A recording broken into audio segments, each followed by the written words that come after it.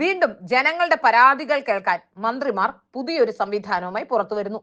കരുതലും കൈത്താങ്ങും എന്ന് പേരിട്ടിരിക്കുന്ന പരിപാടിക്ക് 2.5 കോടി രൂപയാണ് കണ്ടെത്തേണ്ടത്.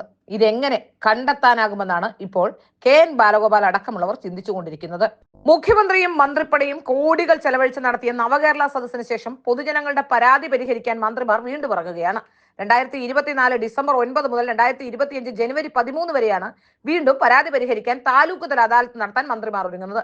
കരുതലും കൈത്താങ്ങും എന്നാണ് പരിപാടിയുടെ പേര്. അദാലത്തിൽ പരിഗണിക്കേണ്ട വിഷയങ്ങൾ, പരിഗണിക്കേണ്ടാത്ത വിഷയങ്ങൾ എന്നിവ സംബന്ധിച്ച് ഉത്തരവിൽ പ്രത്യേകമായി പരാമർശിക്കുന്നുണ്ട്. നിർദ്ദേശങ്ങൾ, അഭിപ്രായങ്ങൾ, ലൈഫ് മിഷൻ പ്രപ്പോസൽ, ജോലി ആവശ്യപ്പെട്ടുകൊണ്ടുള്ളവ, PSC സംബന്ധമായ വിഷയങ്ങൾ, വായ്പ എഴുതിത്തള്ളൽ, പോലീസ് കേസുകൾ, ഭൂമി സംബന്ധമായ വിഷയങ്ങൾ, മുഖ്യമന്ത്രിയുടെ ദുരിതാശ്വാസ നിധിയിൽ നിന്നുള്ള സഹായത്തിനുള്ള അപേക്ഷകൾ, സാമ്പത്തിക സഹായത്തിനുള്ള അപേക്ഷകൾ, ചികിത്സാ സഹായം ഉൾപ്പെടെ ജീവനക്കാര്യം, സർക്കാരിന്റെ റവന്യൂ റിക്കവറി, വായ്പ തിരിച്ചടവിനുള്ള സാവകാശവും ഇളവുകളും തുടങ്ങിയ ജനകീയ വിഷയങ്ങളാണ് അദാലത്തിൽ പരിഗണിക്കേണ്ടാത്ത വിഷയങ്ങളുടെ പട്ടികയിലാണുള്ളത്. എന്തുകൊണ്ടാണ് ഈ ജനകീയ വിഷയങ്ങൾ അദാലത്തിൽ നിന്നും ഒഴിവാക്കി എന്ന ചോദ്യമാണ് ഇതോടെ ഉയരുന്നത്.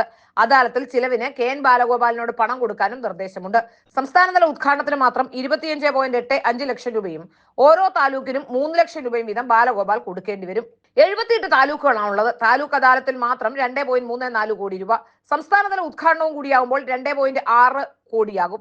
ഈ ഇനത്തിലെ ചെലവ് തന്നെ. മുഖ്യമന്ത്രി ഇല്ലാത്തത് കൊണ്ട് ഇത്തവണ ബസ്സുമില്ല. ആ ചെലവ് ലാഭമായി. മന്ത്രിമാരുടെ വണ്ടിയുടെ ഇന്ധന ചെലവും മന്ത്രിമാരുടെ യാത്രാപ്പടി അടക്കം മറ്റനേകം ചെലവുകൾ വേറെയും കണ്ടെത്തേണ്ടിയിരിക്കുന്നു. 3 ലക്ഷം ഫയലുകൾ സെക്രട്ടേറിയറ്റിൽ കെട്ടിക്കിടക്കുന്നുണ്ടെന്നാണ് മുഖ്യമന്ത്രിയുടെ കണക്ക്.